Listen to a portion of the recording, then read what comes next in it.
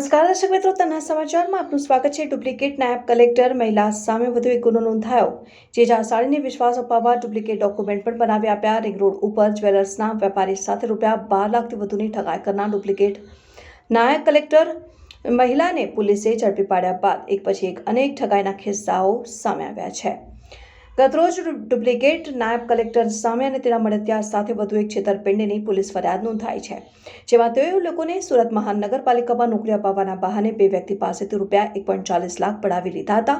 Duplicate કાગળો પણ બનાવી આપ્યા હતા, જેથી પોલીસે ઠગબાજ ડુપ્લિકેટ નાયબ કલેક્ટર સહિત બે સામે પોલીસે ગુનો દાખલ કરી કાયદેસરની કાર્યવાહી હાથ ધરી છે। સુરતના રિંગ રોડ ઉપર આવેલા ચામુંડા જ્વેલર્સના વેપારી સાથે ₹12 લાખની છેતરપિંડી કરનાર ડુપ્લિકેટ નાયબ કલેક્ટર હેતલ કુમારી સંજયભાઈ પટેલને પોલીસે ઝડપી પાડી છે, જેની ધરપકડ બાદ પોલીસે તપાસ કરતા એક પછી એક કાંડ ખુલી રહ્યા છે।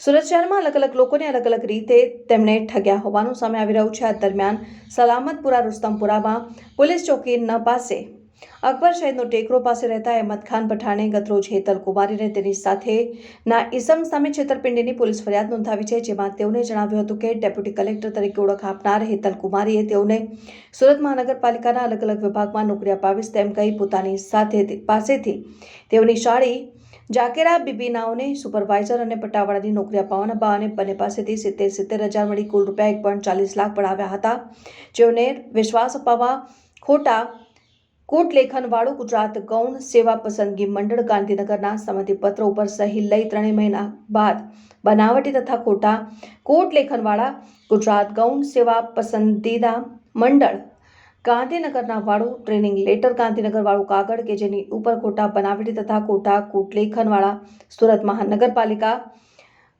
મુગલીસરાના હોદ્દો તથા તેની ઉપર સુરત કલેક્ટર અને જિલ્લા મેજિસ્ટ્રેટના ખોટા બનાવટી રાઉન્ડ સિક્કાવાળું કાગળ ઉપર અમારી સહી કરાવી હતી, જેઓએ પણ પોલીસ ફરિયાદ નોંધાવતા પોલીસે ગુનો નોંધી તપાસ હાથ ધરી છે।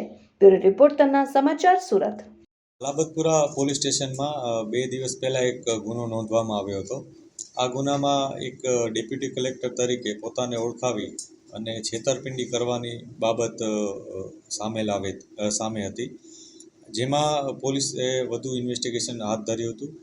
જે આરોપીઓ છે એ હેતલ પટેલ અને જીતેન્દ્ર ચૌધરી, આ બંને આરોપીઓના પોલીસે પોલીસ કસ્ટડી માટે ડિમાન્ડ કરી હતી અને નામદાર કોર્ટ દ્વારા પોલીસને બે દિવસની પોલીસ કસ્ટડી મળી હતી। આ પોલીસ કસ્ટડી દરમિયાન મીડિયાના મિત્રો મારફતે જે અમે પ્રેસ નોટ અને જે પીસી કરી હતી અને જેને કારણે આ બાબત સામાન્ય જન સુધી પહોંચી શકી હતી, તો તે બાબતે કેટલાક લોકોને આ ન્યૂઝ જોઈને પણ મેસેજ મળ્યો હતો કે આ પ્રકારનો બનાવ સલાબતપુરા પોલીસ સ્ટેશનમાં બન્યો છે। જે બાદ એક વ્યક્તિ સલાબતપુરા પોલીસ સ્ટેશન આવ્યો હતો અને એણે પોલીસને એવી રજૂઆત કરી હતી કે આમાં જે આરોપી તરીકે જે વ્યક્તિ છે, જે બેન હેતલબેન પટેલ, એણે આ વ્યક્તિ સાથે પણ ખોટું એક સર્ટિફિકેટ આપી અને એની સાથે પણ છેતરપિંડી કરી છે। આ પ્રકારની પોલીસને પ્રાથમિક વિગત આપી હતી।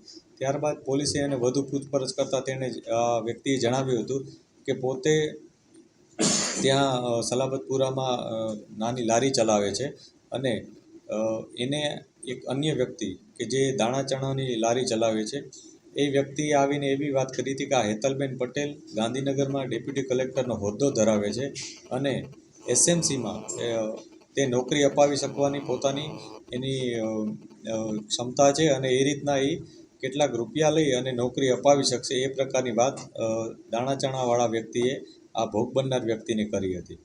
ત્યારબાદ તેણે આ જે હેતલબેન પટેલ કરીને જે વ્યક્તિ છે એને સાથે મુલાકાત પણ કરી હતી। આ મુલાકાતમાં હેતલબેને એવું જણાવ્યું હતું કે સાફ સફાઈ કરવાવાળાની જો નોકરી જોતી હોય એસએમસીમાં અથવા પટ્ટાવાળાની નોકરી તો ₹70,000 થશે। કોઈ દબાણ હટાવવાના જે સ્ક્વોડ હોય છે અથવા ટીમ હોય છે એમાં સુપરવાઇઝર તરીકે નોકરી જોતી હોય તો ₹1 લાખ થશે અને ક્લાર્કની નોકરી માટે ₹1.5 લાખ થશે। આ પ્રકારનું એક આયોજનપૂર્વક એક માહોલ બનાવવામાં આવ્યો હતો અને જે ભોગ બનનાર છે એને એક વખતે જન સેવા કેન્દ્ર ખાતે બોલાવવામાં પણ આવ્યા હતા, જેથી ભોગ બનનારને આ બાબત ઉપર વિશ્વાસ આવી ગઈ હતી।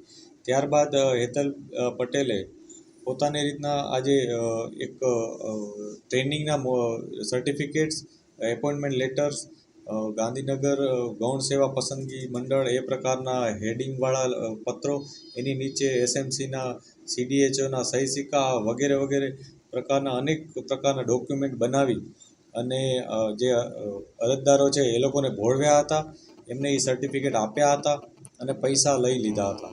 જે અરજદાર અત્યારે પોલીસ સ્ટેશનમાં આવ્યા હતા તેણે 1,40,000 રૂપિયા પોલીસને જણાવ્યું હતું કે 1,40,000 રૂપિયા એને આરોપીને આપ્યા હતા.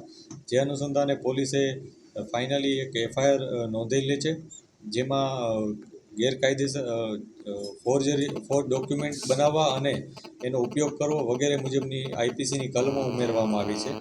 આ બનાવમાં વધુ ઇન્વેસ્ટિગેશનમાં એ પણ જાણવા મળ્યું છે કે જે આરોપી વ્યક્તિ છે એ બંને ગાંધીનગરમાં પણ આ પ્રકારના કેટલાય ગુનાઓ આચરેલા છે અને ગાંધીનગરમાં પણ આવા અનેકો લોકો ભોગ બનેલા છે, જેમાં અત્યારે એમને ખૂબ જ મોટી સંખ્યા જાણવા મળી છે.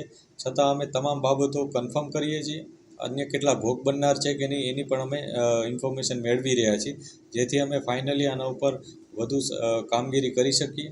અત્યારે આ જે આરોપી છે એ ઓલરેડી એક ગુનામાં પોલીસ કસ્ટડીમાં છે. હવે અમે ફર્ધર પોલીસ કસ્ટડી એની માંગીશું અને આ અન્ય જે હમણાં જે ગુનો દાખલ થયો છે એનામાં પણ એને અરેસ્ટ કરવા માટેની તજવીજ ચાલુ કરીશું.